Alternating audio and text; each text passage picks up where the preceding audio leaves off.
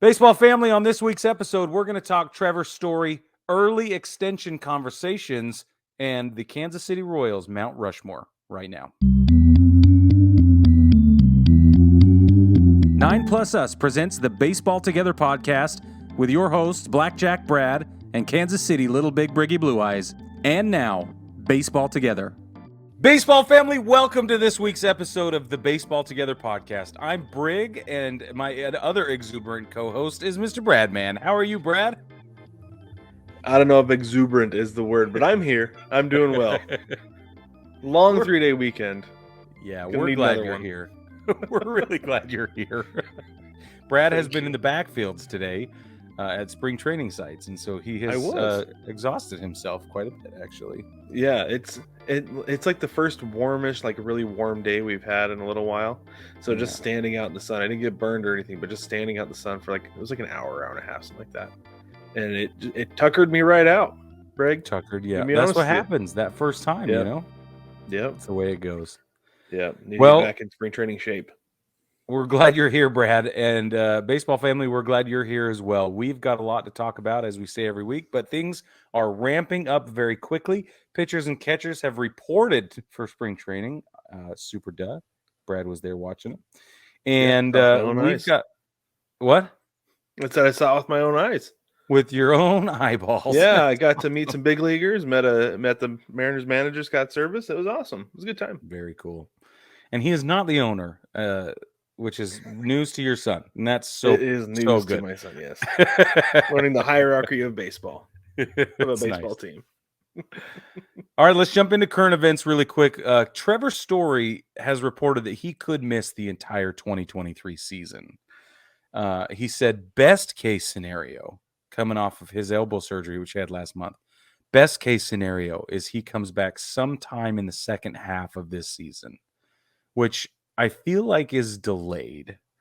Well, I should say I feel like the operation was delayed. Am I the only one wondering why it took till last month for him to have this surgery?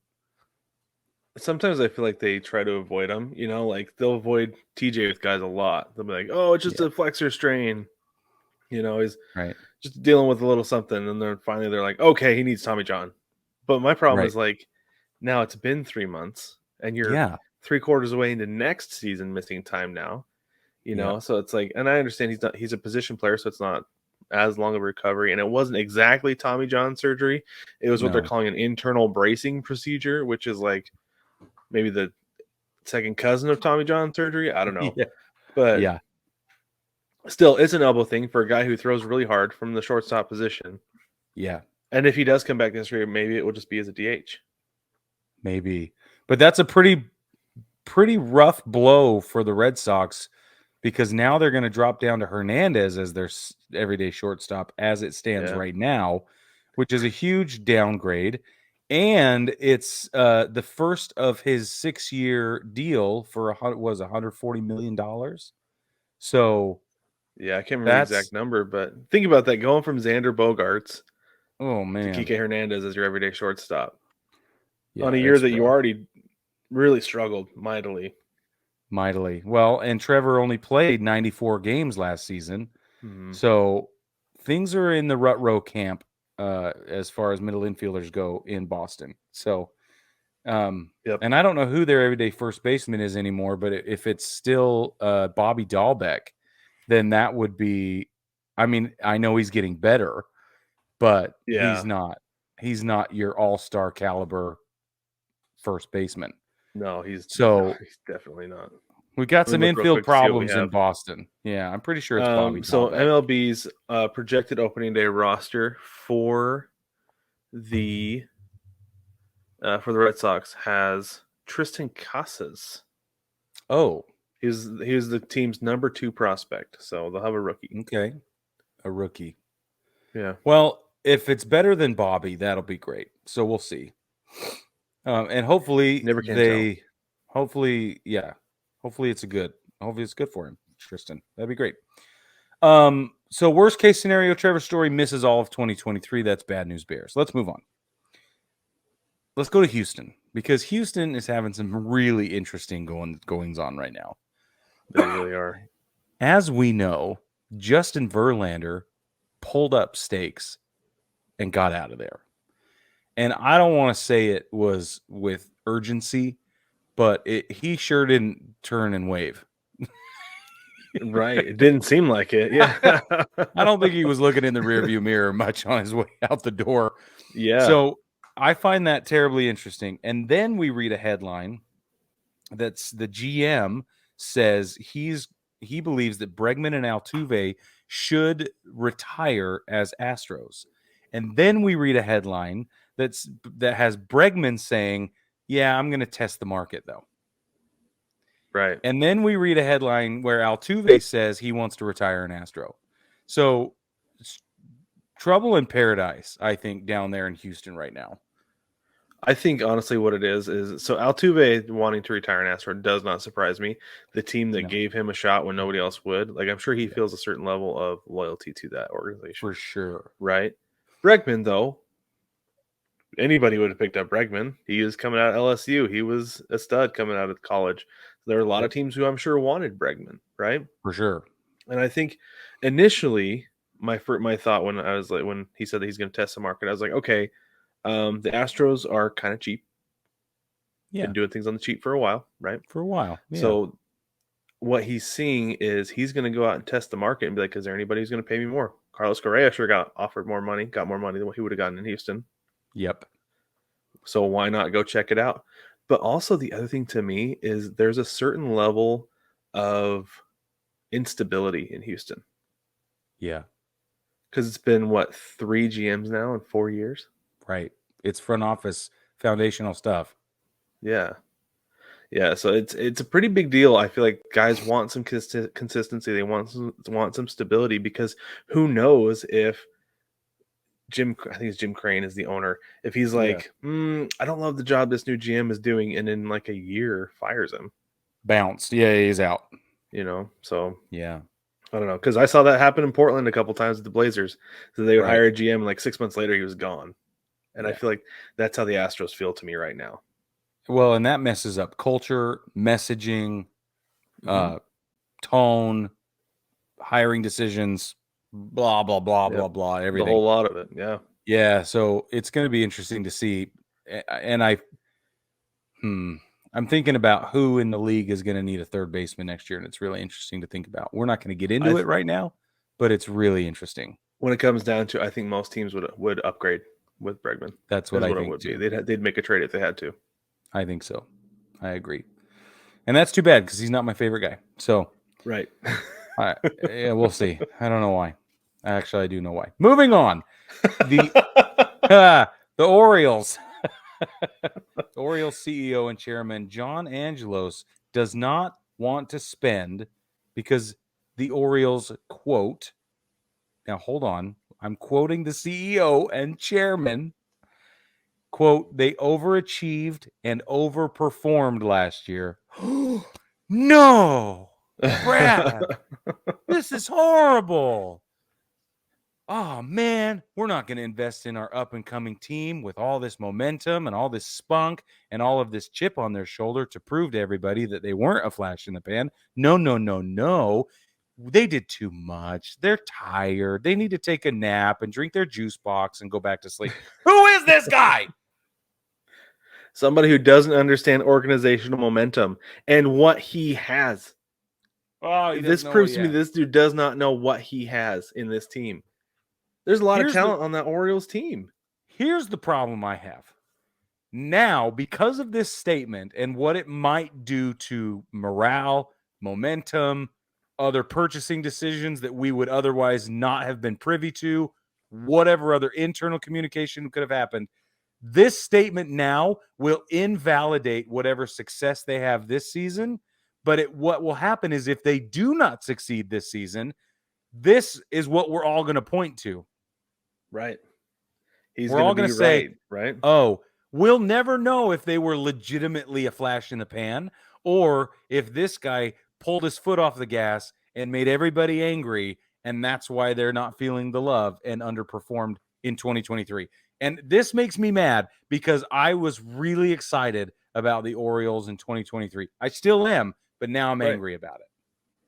Yeah, and for good reason, because We talk all the time about owners needing to want to win, right?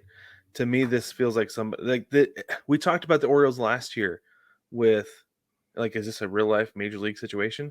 It's starting to feel more and more like a real life major league situation. That's what I was just gonna say. That's what it feels like.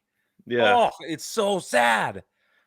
It's so sad. You got some of the most exciting young players coming up in Baltimore right now, and they're oh man.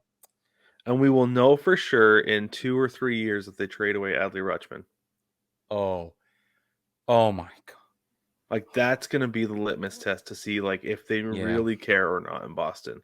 If they are if organizationally they do not care about what's going on the field, they're going to trade Adley Rutschman for a boatload of prospects in like 2 or 3 years to get out of having to pay him during arbitration. Yeah. Yep. Holy crap. Okay, if you're a Baltimore fan, and I'm an AL East guy, if you're a Baltimore fan, I am with you. Okay, let's hope that never happens. Both of us. Because I know it would hurt my team, but I want Baltimore to do well so bad. I want them to come up young talent like 2015 Kansas City did, where didn't know very many of the guys' names. We really didn't have a pulse on who they were as an identity. And then they won the whole thing. Something like that would be really exciting for baseball in general. So anyway, of course, they'd have to beat the 2023 Mariners, and Brad doesn't think that's possible, which is fine. Nobody's going to be the 2023 Mariners. Speaking of which, I'm going to diverge here just for a second.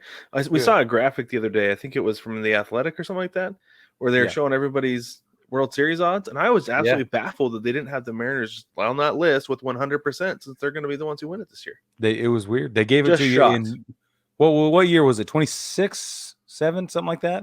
Well, so there was another projection where it had them winning in 2026. But this was like this year's like World Series odds. I was like, it's wrong. That's just wrong. Wrong. Incorrect. Flat out. Preposterous. Not factual.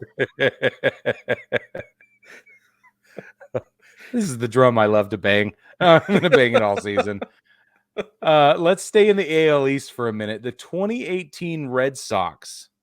Let's remember what happened in the 2018 with the Red Sox. Mookie Betts has come out saying that they did occasionally steal signs using video technology. So even Mookie Betts thinks it's been long enough that he can now break silence and whatever. So, well, and he's literally as far away from that team as he can be. And this shows opposite league.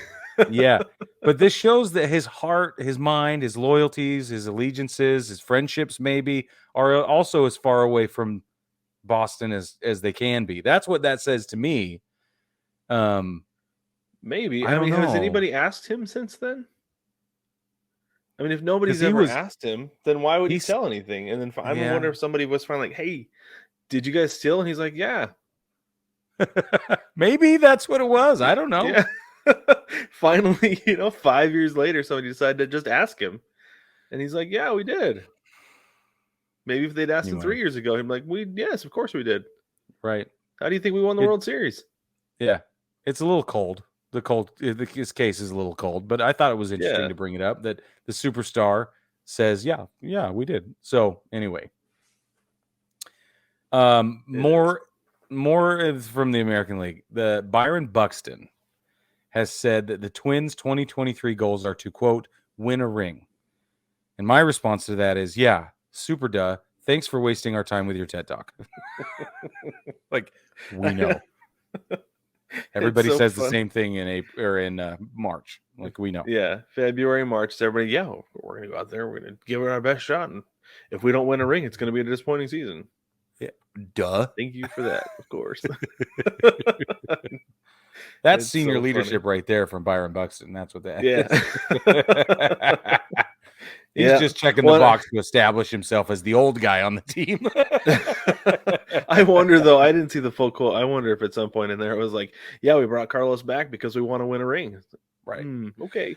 Yeah, who cares? That's why he came back, because he wants to win a ring with the Minnesota Twins. Dior.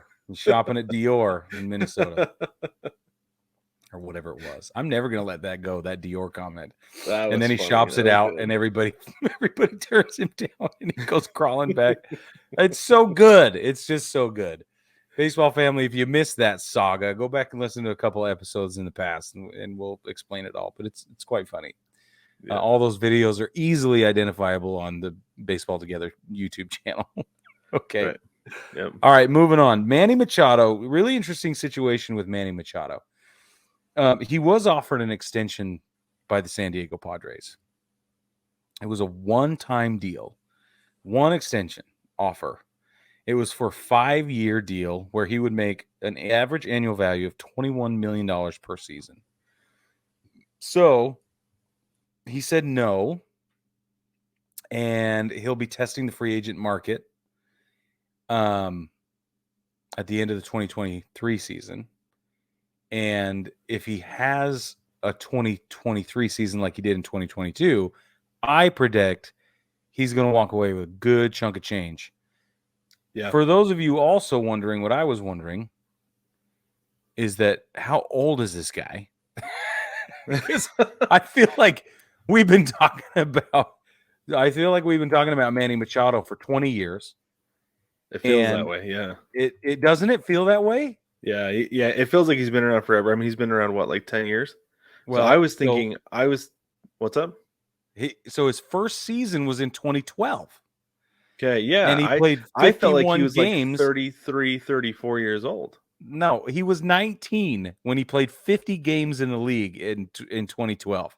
So this is his age 30 season. 2023 is his age 30 season. Yeah. Which means if he plays for another, I don't know, he's played 11 years in the league. If he plays for another 10 years, he's going to be older than creek dirt out there, and it's going to be great. Because he's still a baller, dude. He is, and this is the thing with Manny Machado is that he's going to age. I feel like he's going to age well in the league. He's got a great glove. He could transition to first base so easily when those legs start to go. And I feel like his swing is going to age well because it's so effortless. It is pure. So effortless. I think he's going to age well. Anybody getting him a 10-year contract will probably get a good 7, maybe 8 years out of him. And 6 will be highlight reel stuff still. Oh, 5 or 6 of them. Yeah. He'll still be an all-star for at least 6 years. Yeah. I think so. Yeah. So that's really interesting. I feel bad for San Diego. I don't understand what they're doing. And now they're being applauded for their spending. Rob Manfred came out and said, "Congratulations, San Diego. We really appreciate what you're doing and how you're managing your money." But then he went around and said, "But I don't think that what they're doing is sustainable." He said that about San Diego. And I was like, wow, that was a backhanded compliment if I ever heard one. Aren't you supposed to be on their side there, Rob? I don't understand what's going on. I don't know. It's really interesting with Rob Manfred these days because he's talking out both sides of his mouth a lot. Yeah. More than usual, right? More than usual, yeah, because he's saying things like, "Oh yeah, baseball is in a great spot right now, but we're hurting financially because the owners shouldn't be spending so much money. But look at you, San Diego, good job, but I don't think it's gonna last for that long." It's like, oh my goodness. It's like what David Sampson told us. He said that Rob Manfred is a lawyer. He's very smart, but he is terrible with PR, and we're seeing it every single day. Every day. Every time we turn around. So good for him, and we'll just keep watching because it's just plain old entertaining, if nothing else. If you can find a way to not get angry about it, like I have been wont to do in the past, then you can enjoy it, which I'm learning to do. Thanks, Brad, for helping me. Bryan Reynolds, Pittsburgh Pirates. Bryan Reynolds says he's now open to an extension. So, okay, hold on. Let me back it up for you. So he says, was the middle of last season? He's like, trade me now. I don't think it was. I think it was in like November, maybe October. Oh, maybe it was November. That's what talking about that. Yeah, it feels like a million years ago. He says, trade me now. I've had it. And they come back and they're like, no way. I'm never gonna trade you. And then they come back around and they're like, but if you wanted to go to the Yankees, we might be able to work something out. And then and they were in talks with Seattle a lot too. In Seattle, like, right? They were shopping for sure. They're like, actually, maybe this is the right thing to do. So then they went back on what they said, And then they told him no, and everybody got told no, and he's like, and he starts kicking rocks again. And now he's like, you know what? I think I could extend here in Pittsburgh. It's like, what? What is happening? Just don't ask for a no trade clause. That's all. Yeah. Oh no, man. Don't do that. Don't make it hard on him when you do want to get traded. And I understand he can waive he can waive his no trade clause at any time. Yeah. But don't make it hard on him to get rid of you if you want if you want him to trade you eventually, because you don't want to be stuck there if that's not where you want to be. It's just I mean, I understand that he probably just wants some stability, right? Probably. He's an up and coming all-star, and he wants to be guaranteed, because a lot of times when those guys, when they get traded, then they sign an extension right away. And I'm sure that's what it was. He want to get sent to a team that's a little more free and easy with their money than the Pirates, because they're notoriously cheap, at least lately. Yeah. And so I'm sure that he's like, fine, just give me an extension so I know I'm going to continue to get paid. Yeah. And I now that I think about it, as I'm sitting here talking and thinking about things, I wonder if the Andrew McCutchen deal has anything to do with it. Interesting. Is now he's got a guy who can come in and help with the clubhouse, help maybe be a little bit of a liaison with the front office. Mm-hmm. But that's only 1 year. Why would you want to? And it's guaranteed to 2023. So the only stability he's going to have, I don't see him saying, I want to extend now suddenly because McCutchen's going to be here for the maybe he feels like it's going to change enough things. I don't know. Maybe. Because things were pretty good when McCutchen was around. They were really good. Things were quite good. as good as they've been in a while. Yeah. Yeah. And let's be honest, like, we pick on the Pirates a lot, but they call for it. Like, they ask for it. And we don't want to pick on the Pirates. We want Pittsburgh. No, they get the best logo in baseball. Why do I want to pick on the Pirates? The best logo, one of the best ballparks. It's a great sports town, especially if you're a football fan. Anyway. Yeah. Okay, let's move on. Okay. That was a big fat joke. Two things remaining, and then we're going to move on. But let's talk about Taylor Ward. Taylor Ward, he plays left field for the Angels, and we know the Angels have problems. But Taylor Ward comes out and says he wants to be the best left fielder in the league. And at first I went, yeah, okay. Here we go with another stupid TED Talk, right? We're like, sure you do. Who doesn't want to be the best in their position, blah, blah, blah. And then I got thinking about it, and I was like, wait a minute. Left field, at least right now, is ridiculously weak league-wide. It is like we are having problems everywhere with left fielders. So then I thought, okay, who are like top-tier left fielders in the league right now? Because it sure enough isn't Joey Gallo, right? And I thought, okay, all right. So who are they? So I looked it up, and they came up with a couple of lists, and I narrowed them down. And here's a couple of names I came up with that I think are really, really interesting. So the first one is Stephen Kwan. Now, Stephen Kwan was a rookie, and he's still one of the best left fielders in the league, which I think is worth noting because that's how weak the left field roster is league-wide, first of all, that a rookie is arguably the best left fielder in the league as of last year. Here are Stephen Kwan's numbers. Out of 147 games he played last year, he scored 89 runs, 168 hits, 25 doubles, 7 triples, 6 home runs, 52 knocks, 19 stolen bases, 62 walks, and 60 strikeouts. His slash line is 298, 373, 400. That gives him a 5.5 WAR overall for his rookie season. And finished third in the Rookie of the Year voting. Correct. And went to the playoffs. Right. Right, which is not, and performed well in the playoffs, right? Mm-hmm. Okay. So then I'm like, okay, arguably the number 2 best left fielder in the league right now is Randy Arozarena. Arozarena, out of 153 games last season, 72 runs, 154 hits, 41 doubles, 3 triples, 20 home runs, yikes, 89 RBIs, 32 stolen bases, 46 walks, 156 strikeouts. That's huge jump up from Stephen Kwan, from 60 strikeouts to 156. His slash line, Randy's, 263, 327, 445. He had a 2.8 WAR over last season alone. Okay, and he's got a couple of years under his belt already. Not very many, but a couple. So I feel like that represents the range of what is possible in left field, like statisticals. But I also it's like feel the top like tier of what you would want from your left. I mean, ideally, that's what you want for your left fielder, right? Because, like you said, those are top great. two guys. You would love to have that from him. Now, go ahead with Taylor Ward. Keep in mind, he played right field last year, but I don't know that necessarily moving from right to left is going to affect him offensively this much. Sorry, go ahead. No.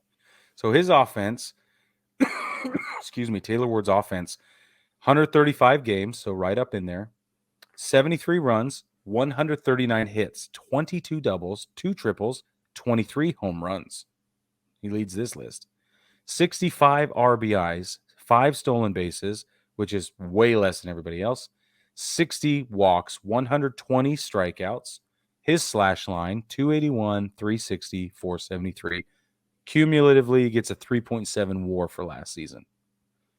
Now, obviously, that's just offensive production, and there's defensive statistics we could look at as well and narrow this all down. But those are not bad numbers. He was a good player last year for them. Yeah. He was really good. Like, this is the thing, is that the Angels had several guys who had pretty good years, right? Like, obviously, Ohtani had a good year. Trout had a good year when he was playing. Yep. Luis Rengifo was really spotty, but he was good. Like, when he was good, he was really good. When he was not, he was pretty bad. So there was that. But Taylor Ward, I felt like was a really good player for them last year, and I think clearly consistent. Yeah, I think he has a good shot at even. I mean, I don't want to say he'd be an all-star, but could certainly be the best left fielder in the game. I think it's realistic because I had the exact same thought you did. Like, right? Yes, of course you want to be the best left fielder in the game. Who doesn't want to be the best at their position? But for him to say that was actually realistic. It wasn't like Byron Buxton saying that the Twins want to win a ring. Right. Come on. Yeah, and that's where I went first. I was like, come on, be quiet. Yeah. So here's the next layer of sort of detail here is that we're going to ban the shift. And if we ban the shift, then it's going to put a lot of pressure on a lot of really bad left fielders who've been getting backed up big time by a deep infield and somebody in that shallow left field position occasionally on a shift. So they're not going to have the backup and the support that they've been having. And I wonder if that does, in fact, strengthen Tyler Ward's position here in actually becoming one of the best left fielders in the league, if not the best. Right, because Jesse Winker was really exposed last year as a left fielder defensively. That like the Mariners traded for him, and all the fans were like, "Okay, we're getting to bat.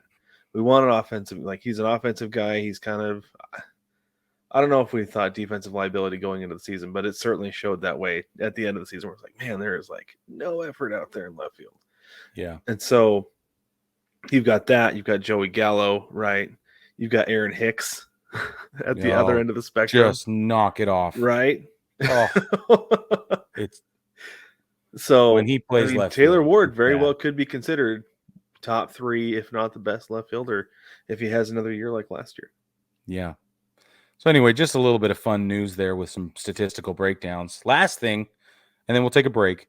Clayton Kershaw is out of the WBC. This is a big fat rut row in a lot of ways. First, it's probably his last year playing baseball at all. Right. Second, the WBC doesn't come around very often. So this is probably his last chance ever to play in the WBC. He didn't play in the Olympic team, so chances of that are going away fast as well. Although he could pull a Todd Frazier and come back. I could see that just to be on an Olympic team. I'm not saying that'd be pretty cool. Actually, it'd be way cool. It'd be way cool. And the dates are going to work out for that to be a possibility, even if he retires from baseball at the end of this year. I mean, especially if he does. But it just didn't work out, is the justification we see. Okay. And are you ready? Go for ahead, this, Brad. I'm ready. So it doesn't have anything to do with injury. He's set to go. It doesn't have to do anything with the Dodgers because they told him he could, right? He had permission from the Dodgers to go. Right. What it was, let me find it exactly in the article here, what he said. or what they said was, the issue is apparently insurance related, as the 34-year-old couldn't secure coverage for his $20 million contract due to his recent injury history. That's what sources told Ken Rosenthal of The Athletic. It's an insurance issue. What? Which is crazy to think about, that's the problem of all things. Like, I wonder if that's why G-Man Choi got pulled out. Yeah. Who else? We saw a couple other guys get pulled out, and I wonder if it's an insurance issue. Whoa. That's why guys are willing to play and clubs are willing to send them, because they have insurance coverage for that. It's not something I had ever thought about. Never. Because I know about injury insurance for college athletes, like college football players especially, will take out an insurance on themselves, worth like $2 or $3 million at the beginning of the season if they're top prospect, whatever. But I had never thought about it with the World Baseball Classic, and that makes perfect sense. It really does. So I think it just came down to he wasn't comfortable going and playing without insurance. It's like, okay. And I don't blame you, bro, because that would void your contract either. Potentially. That's a lot of money. Yeah. Oh, man, that's too bad, though. Yep. It is. I feel like there needs to be a way around that. Yep. Insurance companies ruling the world again, but I will not step on that soapbox. Because we don't have time, Brig. Instead, we're going to take a quick break, and when we come back, we are going to talk about your Kansas City Royals Mount Rushmore. Just a minute.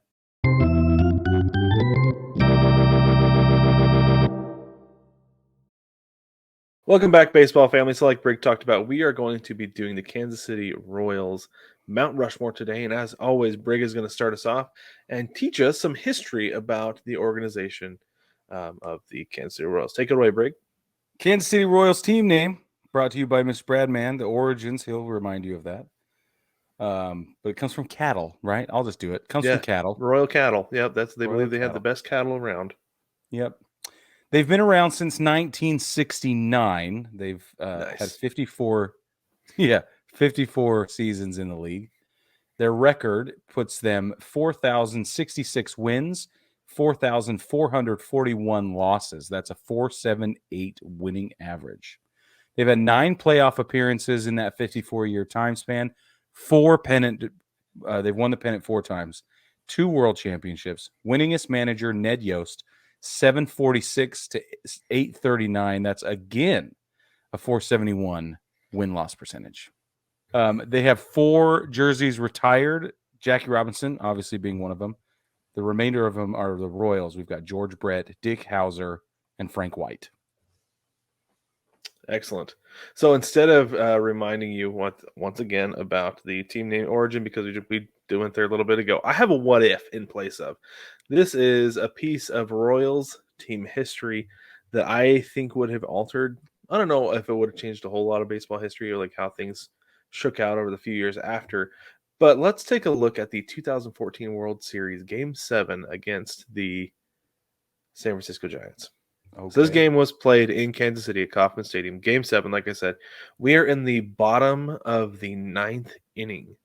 Going into this inning, the Royals trail 3-2. Mad Bum on the mound to close things out. Got a couple quick outs. Got Eric Hosmer to strike out, swinging Billy Butler, pop fly out. But then Alex Gordon comes in and things get interesting.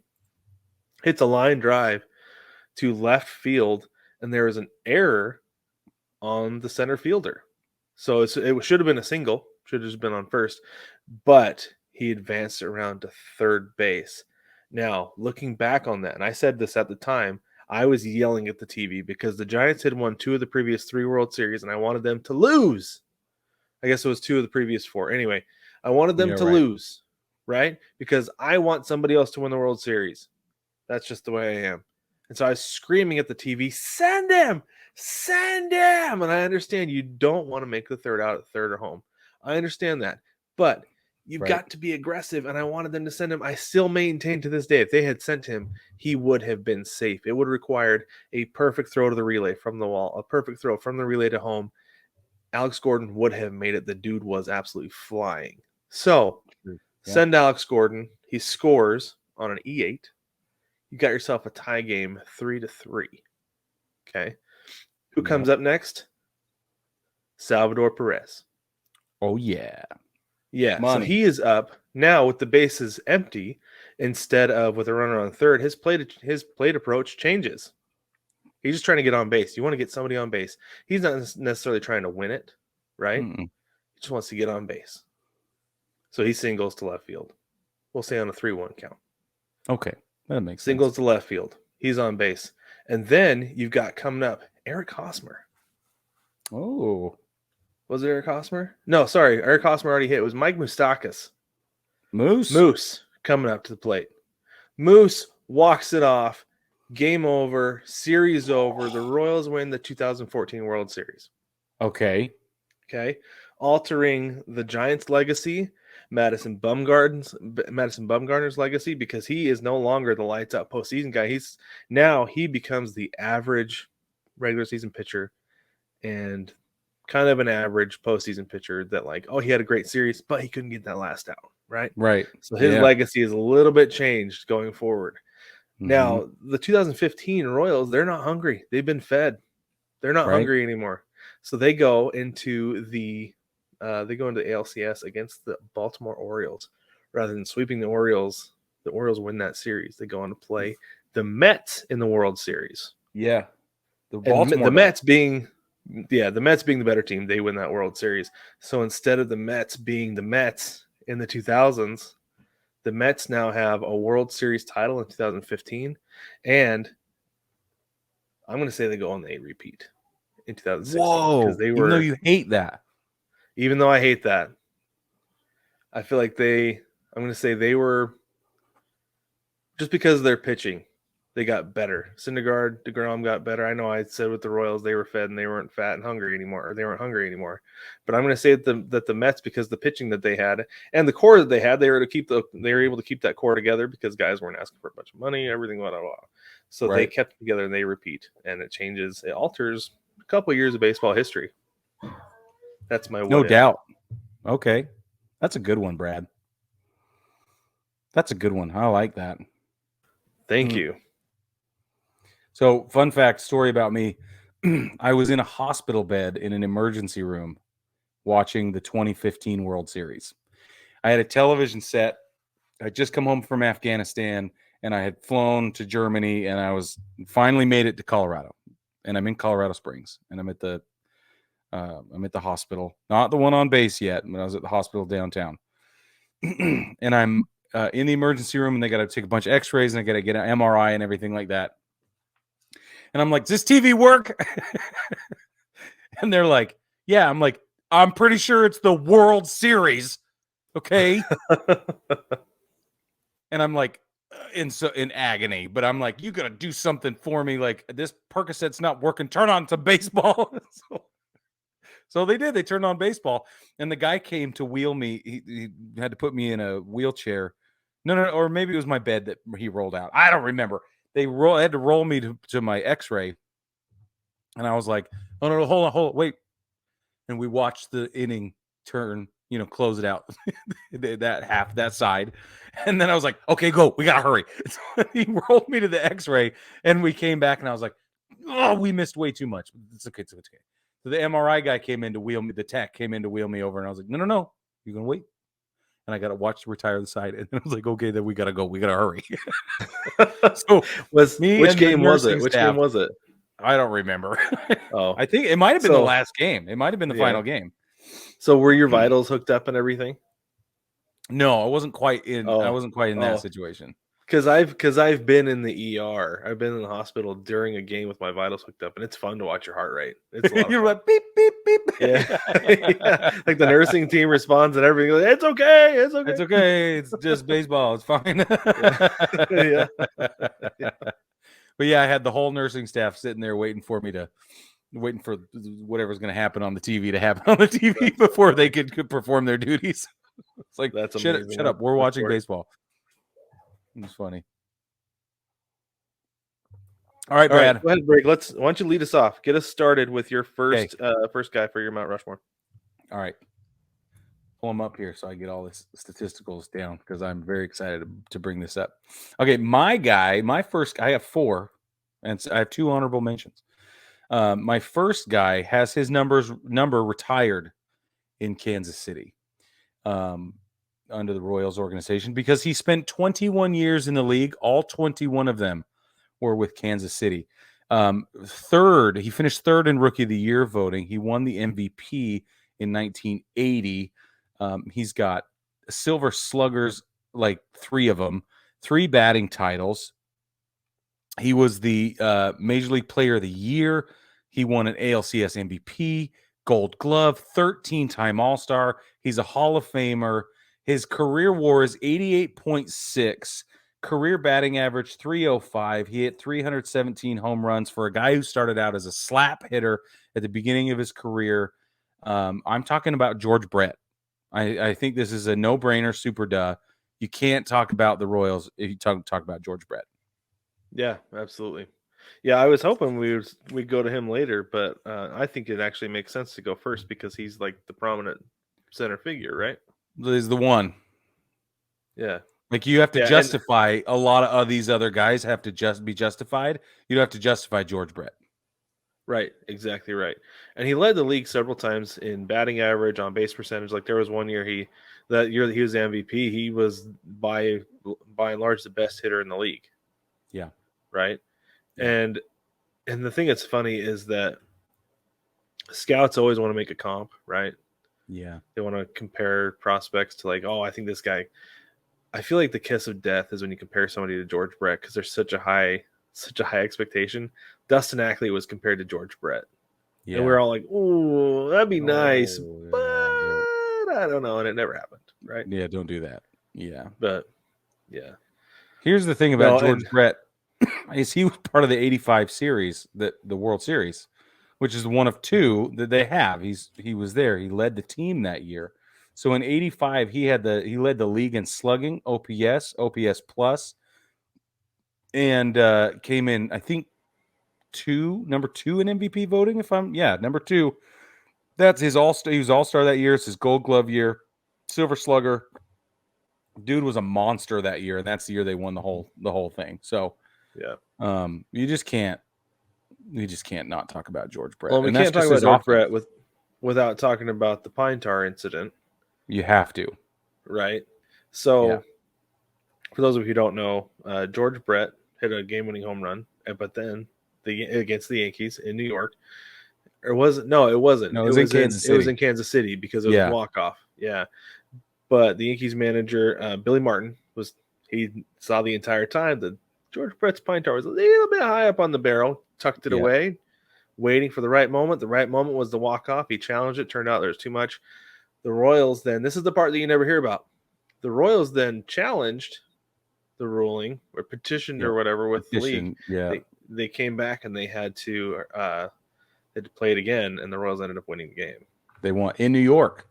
In New York, with weeks with and the weeks Royals later, being the home team. Yeah, several weeks later, they ended up doing that. But that was in 1983, and that was one of George Brett's best years. He led the league in slugging and OPS plus. Sure did. All-Star, didn't finish top 10 or anything in MVP voting or Silver Slugger, but it was another great George Brett year. And that's one of the things with a guy like him is having a 13-year peak is amazing.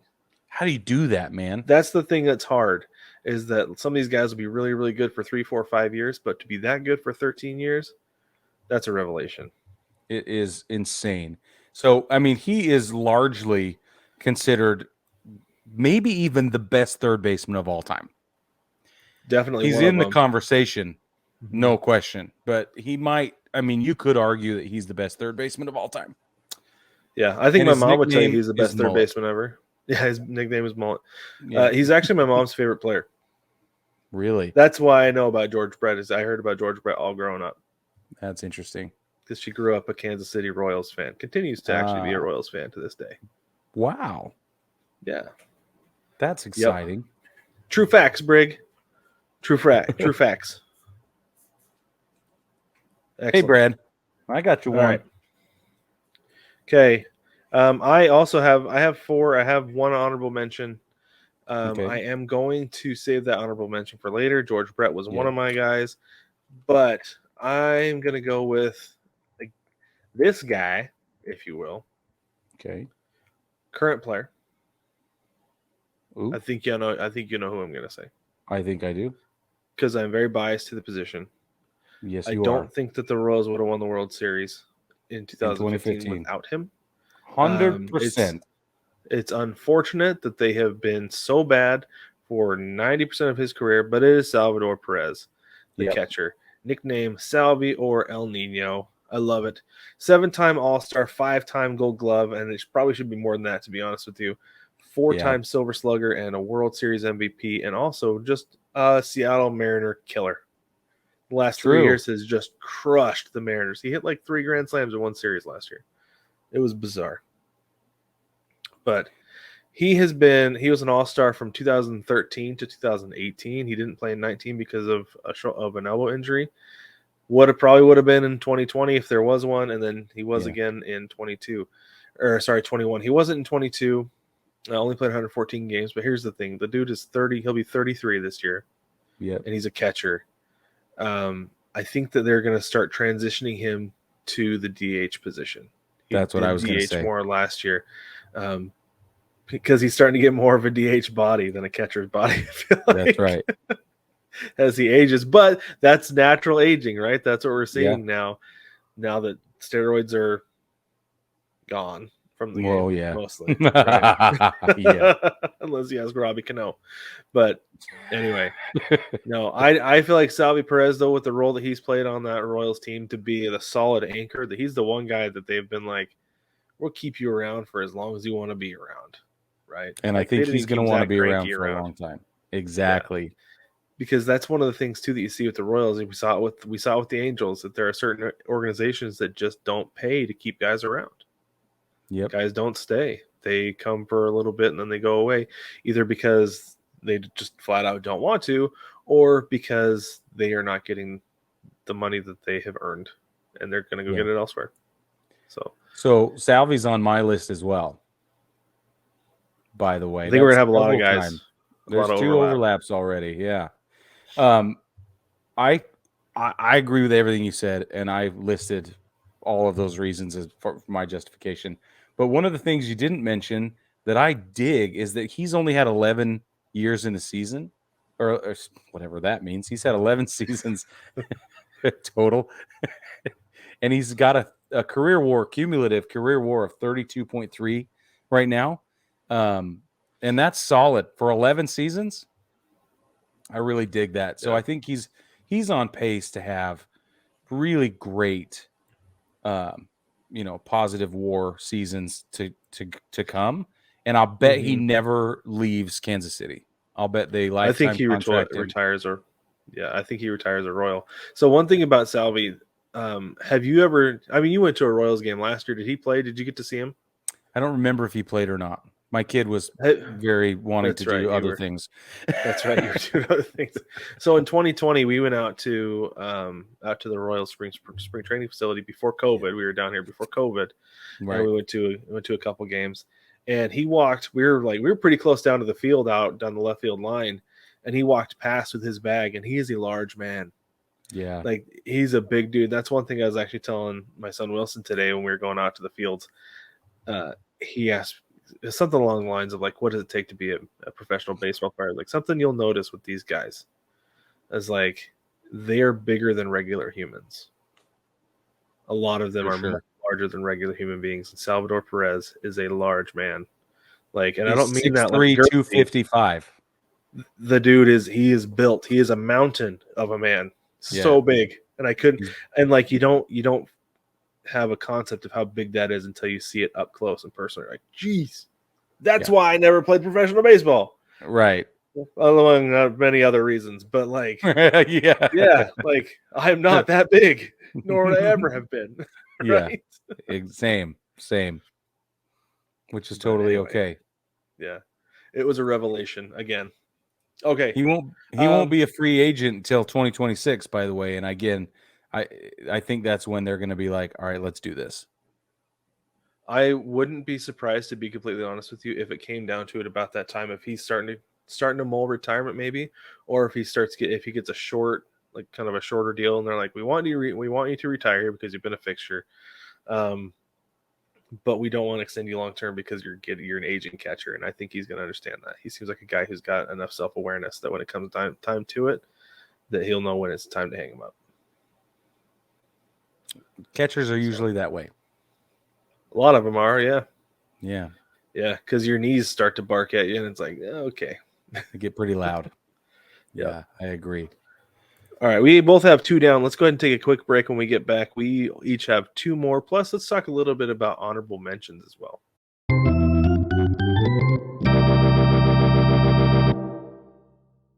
All right, baseball family. Brad and I often overlap on these lists. And just to remind you, we do not collaborate or collude beforehand. This is all completely off the cuff, independently curated lists.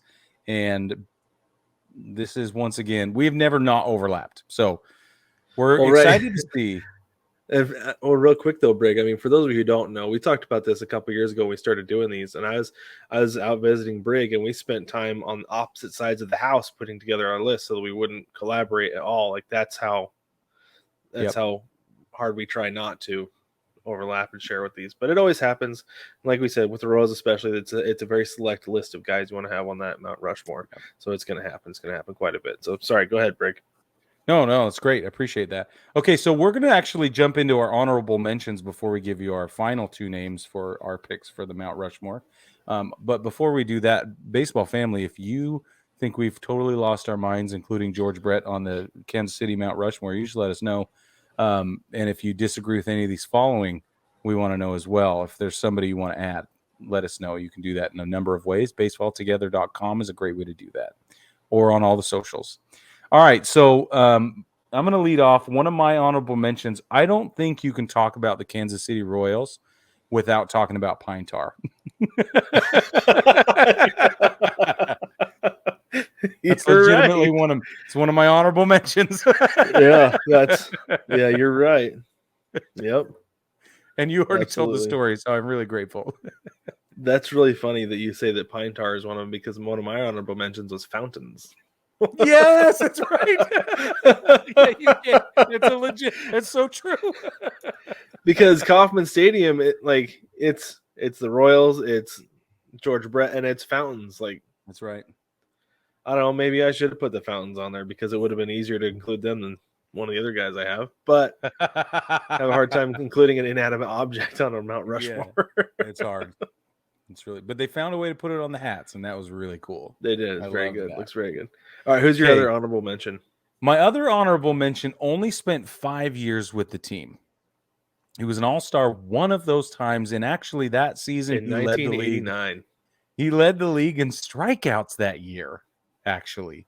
But he did finish number 10 in MVP voting, whatever kind of voting. It was MVP voting. He finished number 10 in the top 10 MVP voting is amazing. So that was obviously like a killer year. Out of 135 games that year, his slash line was 256, 310, 495. And I really think that even though 5 years with the team is not long, out of a collective, 8 years in the league is all. This person is so iconic. He did so much not only for baseball, but for sports in general, and by extension for Kansas City sports, that you simply cannot talk about the Kansas City Royals without at least considering Bo Jackson. Right. And initially I had him as he was the first guy I thought, or I guess second guy I thought of after George Brett. But then I looked at his numbers. I was like, it's such a short time, such a flash in the pan. It is crazy to think about, though, that he was drafted in June of 86 and made his debut September 2nd of 86. Nuts. That he was ready to go out of college. And I wonder if that's part of what had to do with it. Like, obviously football, right? Because of injuries. Yeah. Two-sport player. But yeah, but I think that there has to be something said for adjusting your body to the physical rigors of a major league schedule. That's a lot. That is a whole lot. So, and he did it 8 times, which is that's not something to scoff at, especially if you're playing in the National Football League as well as a starter. And not just playing, but dominating. Yeah, crushing. Being a cheat code. Yes. So, For sure. And you came out of Auburn. So I don't know, man. I really do think that he doesn't belong in the Mount Rushmore, but you simply can't. You can't even think about Kansas City without thinking about Bo Jackson. It's Kansas City baseball. You just can't. Yeah, some of the best Royals highlights ever have come from Bo Jackson running at the wall, throwing out a runner. Was it third flat-footed from right or at home from left field? Breaking the bat after a strikeout. Like, come on. Yeah. These are iconic moments. And maybe it's because that's when we were growing up. I don't know. But they're like, in our minds anyway, in my mind, they're big deals. Right. I agree. Yep. Yeah, but like you said, doesn't necessarily deserve to be on the mountain, but should be in the conversation as an honorable mention. That's why I have him as an honorable mention as well. Yeah, no doubt. All right, Brig. Go ahead. Go ahead with your. No, okay, you go. Yeah, I'll go. Okay, this is a guy actually I mentioned earlier. One of the guys. So one of the things that's hard, I said, with the Royals is that guys just don't spend a lot of time there. But this guy did. This guy spent all of his 14 seasons with the Kansas City Royals to the tune of 3 All-Stars, 8 Gold Gloves, 2 Platinum Gloves, by the by, and a World Series championship in 2015. Probably could have had one in 2014 if they'd sent him. Alex Gordon. Right. Alex Gordon is a Kansas City Royal. Absolutely through and through.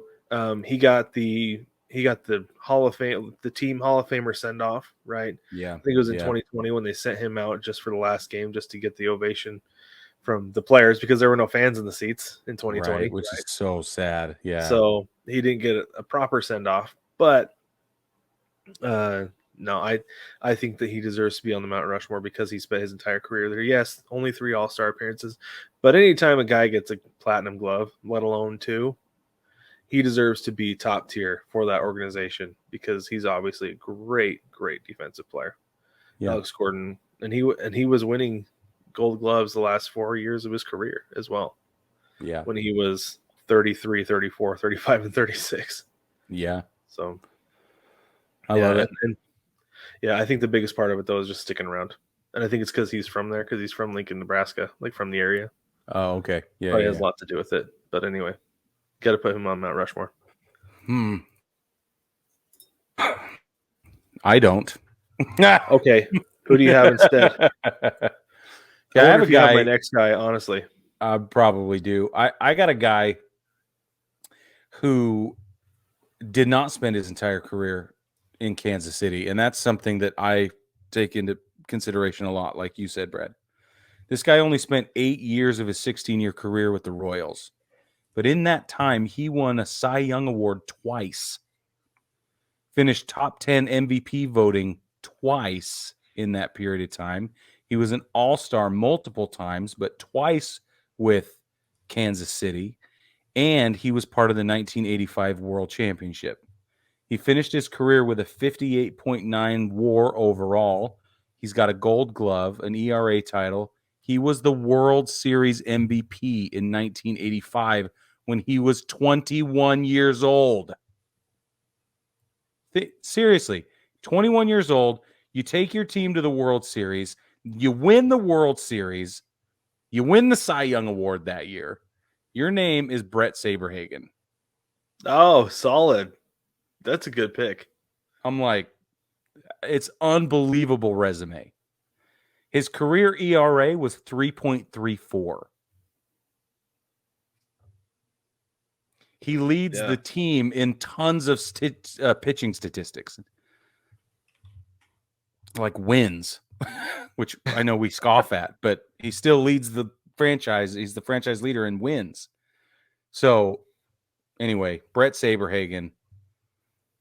I'll tell you what was hard for me in doing this was that you've got these two generations. You've got the generation of George Brett Saberhagen, and you've got the Salvi, Zach Greinke, those guys. It's like, what do you do?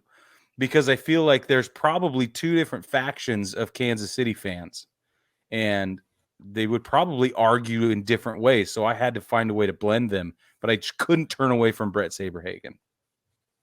Yeah, that's a good one.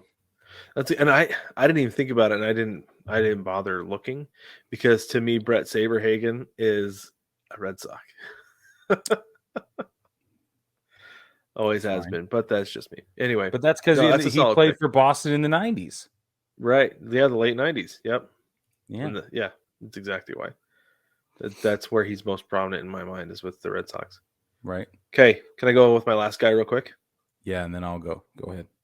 Okay, so this guy spent 15 of his 19 years with the Royals. Okay. Okay, two-time All-Star, but led the league in several categories, even in years that he wasn't an All-Star.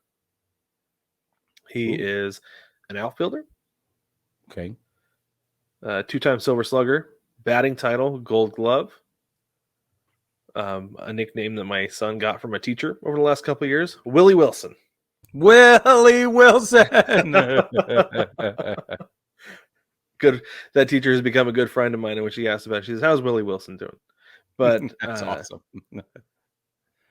But Willie Wilson, part of the 1985 World Series team, led the league in triples that year. In 1980, he led the league in runs, hits, triples, and then he led the league with 83 stolen bases in 79. That's my kind of guy right there. That's exciting baseball. Right. Yeah, that's what I'm saying. But mostly, again, like I said, the longevity, being with the Royals for 15 years, he is a significant part of that history, especially that 80s Right. Royals team, because he played with the Royals from 76 through 90. Yeah. So No, that's he was and part of some those of good those were Royals teams. some of those were lean years, Right. and some of those were really intensely successful years. Yep. Yeah, he saw the best of the best, and I'm imagining the worst of the worst with the Royals during those years, but he stuck it out. I feel like a guy like that has got to be part of a Mount Rushmore, especially with limited success, limited guys sticking around in an organization. You got to put him on there. You got to put him on Mount Rushmore. Love it. So, all right, go ahead with your last one, Brig.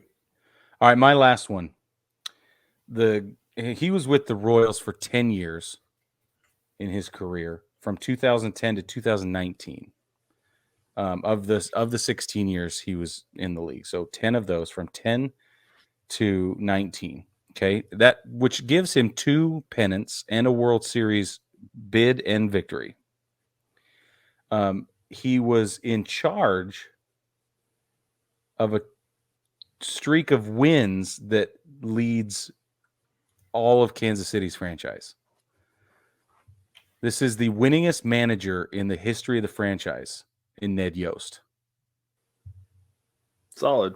That's a solid one. I don't think you can get away with taking a guy who was there for the build up to all of the build up to 2015. He was there for 14 and 15. They won in 15, barely lost in 14, won it in 15, and then finished his career there. So I just think he's a fixture. I mean, his 2014 win-loss percentage was 733. His 2015 win-loss percentage was 688. I mean, come on. Yeah, it's funny though, looking at Ned Yost after the Royals won the World Series, they finished at 500, 81 and 81, then 80 and 82. Then they fell right off a cliff in 2018, lost 100 games in 18 and 19. And Ned Yost was around until 2019, after the 2019 season, where I'm assuming they decided they'd had enough of him. It's funny though, like looking at the 80s. I just want to say this. I just want to look at this because the manager, Dick Hauser, was the manager from 82. Got fired at 40 and 48 in the 86 season. Yep. Short leash. And I don't know what happened. They fell off a cliff that year. But man, that's crazy to look at that and be like, man, they won the World Series after 191 games in 85. And then they go down and they fire their manager 8 games under 500 into the season. Yeah. And in 15, they won 95 games. Yeah. Crazy. It is crazy, but no, I think Ned Yost is a solid pick. He is the guy I think of when I think of somebody managing the Royals. Yeah, me too. Is Ned Yost, and I think a lot of that has to do with my age. But yeah, same. Anyway, so very cool. There you go. Very cool. Baseball family, let us know, like Brig said, what you think about the guys we put on the Mount Rushmore. Does Bo Jackson belong on Mount Rushmore for the Kansas City Royals? Let us know. Hop in the mailbag. There's a link in the description of every single episode that will get you to the page. All you gotta do is fill it out, submit, and it will come straight to us, and we will respond on the show. Also, don't forget to hit up ChinookSeedery.com.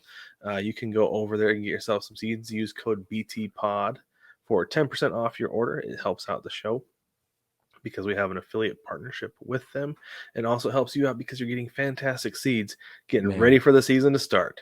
They are the best seeds ever. They're the best seeds ever. I use them for road trips, and I just love them. Don't forget, baseball family, you can also jump on Patreon and search Baseball Together. That's a great way to support the show. We have tiers of support at $1, $5, $10, and $15. They all come with their own perks, but the biggest perk is the bullpen cut. It's unedited. You get to see all the behind-the-scenes stuff, all the bad jokes, and everything else that happens. It's just wild. We actually ran through a what-if between segments today. We did. Yeah. Yeah.